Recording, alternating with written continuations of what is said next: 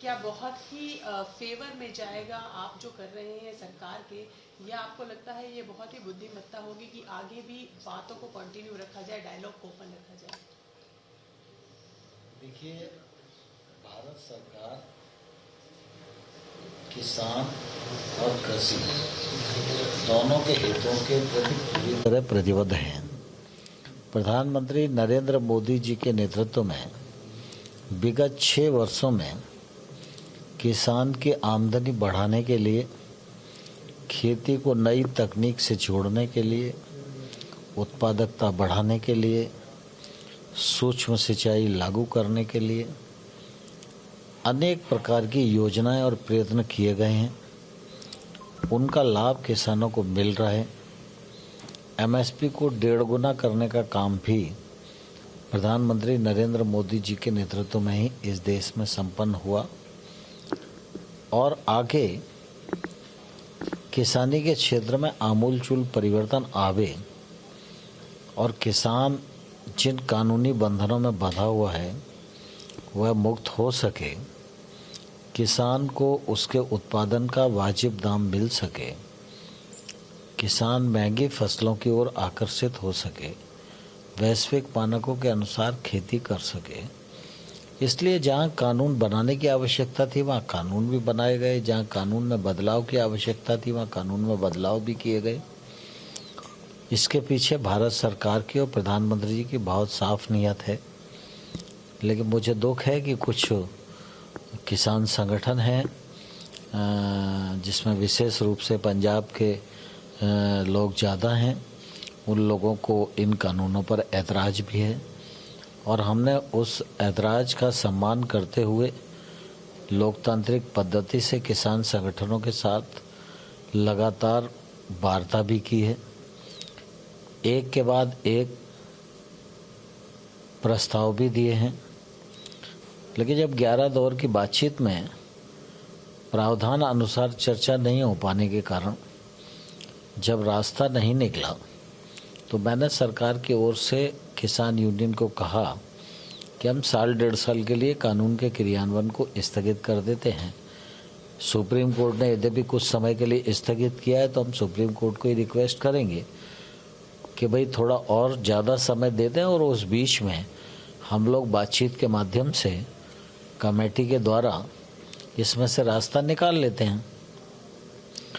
तो ये 11वें दौर की बातचीत में हम लोगों ने उनको प्रस्ताव दिया था और हमने कहा कि आप जब विचार कर लें और निर्णय की स्थिति में आवें तो निश्चित रूप से आप हमें बताएं, तो हम लोग दोबारा से असेंबल होंगे और चर्चा को आगे बढ़ाएंगे। सर, मगर आप कह रहे हैं कि कुछ ऐसा किसान संगठन है जो किसानों का हित जिनके दिल में नहीं है और इसीलिए ये बातें सक्सेसफुल नहीं हो पाई है डायलॉग, तो ऐसे संगठनों को सरकार मान्यता क्यों दे रही है? क्योंकि आखिरकार आपको तो किसानों की वेलफेयर ही देखनी है। स्वाभाविक रूप से ये बात सही है कि किसान संगठनों से बातचीत होती है, बातचीत पर कई बिंदुओं पर सहमति भी बनती है, लेकिन फिर समय के बाद वो चीज़ ख़त्म हो जाती है। तो इससे लगता है कि कुछ ऐसी स्थितियां बनती हैं जो नहीं चाहती कि किसान के हित में कोई प्रस्ताव फलीभूत हो पाए। लेकिन मुझे अभी भी आशा है कि सकारात्मक दिशा में काम करने वाले और सोचने वाले संगठन आगे आएंगे और इस दिशा में आगे बढ़ेंगे और किसान के हित में सरकार पूरे खुले दिमाग से विचार करने के लिए तैयार है। सर, ये कानून पार्लियामेंट से पास हुए, प्रेसिडेंट ने इन्हें अप्रूव किया, तब जाकर लागू हुए। बात उठती है आपने 2 साल के 1.5 साल के लिए सस्पेंड करने के लिए भी प्रोविजन दिया। आपको लगता है बहुत सारे किसान ऐसे हैं जो आपके सपोर्ट में आए, जिन्होंने आपको चिट्ठी दी, सपोर्ट लेटर दी कि अगर ये नहीं इम्प्लीमेंट हुए हम धरने पर बैठेंगे। कहीं ना कहीं आपको उनका ख्याल नहीं आया कि उनका अहित हो सकता है अगर आप सस्पेंशन में रखेंगे 2 साल, या उन लोगों की जो वोटर्स हैं, बीजेपी के जो वोटर्स हैं जिन्होंने 300 से अधिक सीट देकर सरकार चुनी है, आपको लगता है सस्पेंड करना कानून बहुत ठीक बात थी? स्वाभाविक रूप से यह सही है कि देश का अधिकांश भाग और अधिकांश किसान कानूनों के पक्ष में खड़े हुए हैं, लेकिन ये भी उतना ही सही है कि कुछ मात्रा में किसान इसका विरोध भी कर रहे हैं। भारत सरकार किसानों के प्रति पूरी तरह संवेदनशील है। किसानों के हित में खुले मन से विचार करने के लिए हमेशा तैयार रहती है।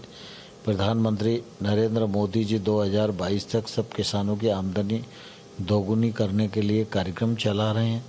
आत्मनिर्भर की भारत की तैयारी देश में चल रही है, उसमें किसानों की भूमिका अत्यंत महत्वपूर्ण है।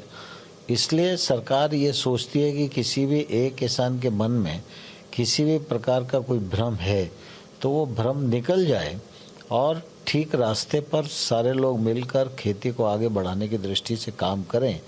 इस नियत से सरकार ने यह सोचा कि यदि किसी क्लॉज पर किसान को आपत्ति है और वो आपत्ति उनकी वाजिब है और कहीं हमसे कोई चूक हो गई है तो निश्चित रूप से चर्चा के माध्यम से कोई अच्छी चीज़ हो उसको स्वीकार करने में कभी पीछे हटना नहीं चाहिए।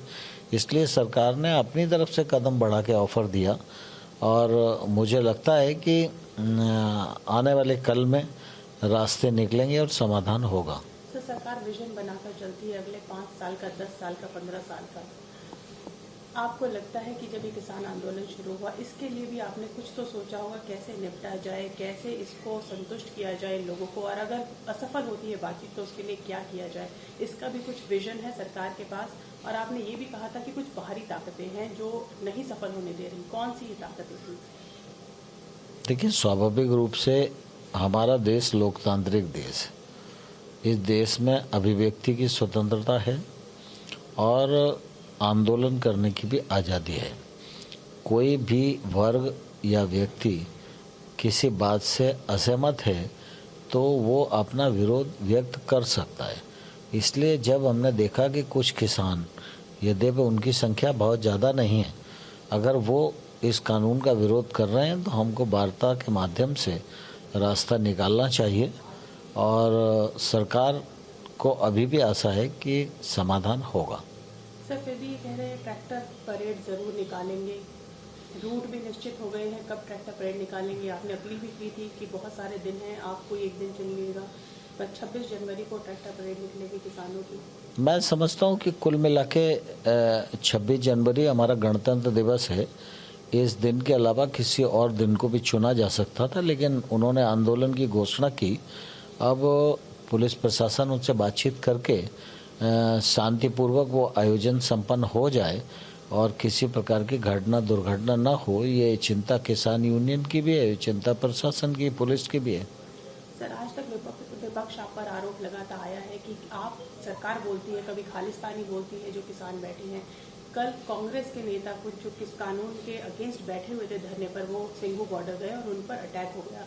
कल रवनीत सिंह बिट्टू जी का बयान आया कि खालिस्तान के झंडे वहां देखे गए हैं और उन्हें पैसे देकर ये झंडे देकर बिठाया गया है। कैसे देख रहे हैं? राहुल गांधी रोज अटैक करते हैं सेंटर पर और गवर्नमेंट पर कि किसान विरोधी सरकार है। राहुल जी के बयान को अब कांग्रेस भी गंभीरता से नहीं लेती है। बार बार क्यों उनका नाम लेते हो, मुझे समझ में नहीं आता।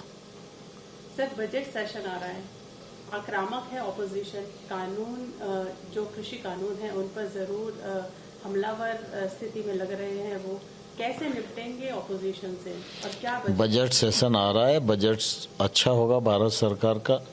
जो परिस्थितियां आज हैं कोविड-19 के रहते हुए, मैं समझता हूं जो बजट प्रस्तुत होगा वो बजट बेहतर होगा, देश के लिए अच्छा होगा। जहाँ तक प्रतिपक्ष का सवाल है तो हमारे दोनों सदन लोकतांत्रिक मान मर्यादाओं से चलते हैं और मुझे लगता है इस बार भी उन परंपराओं का पालन होगा। तो सबसे बड़ा सवाल, कैसे खत्म होगा आंदोलन? जल्दी खत्म होगा आंदोलन।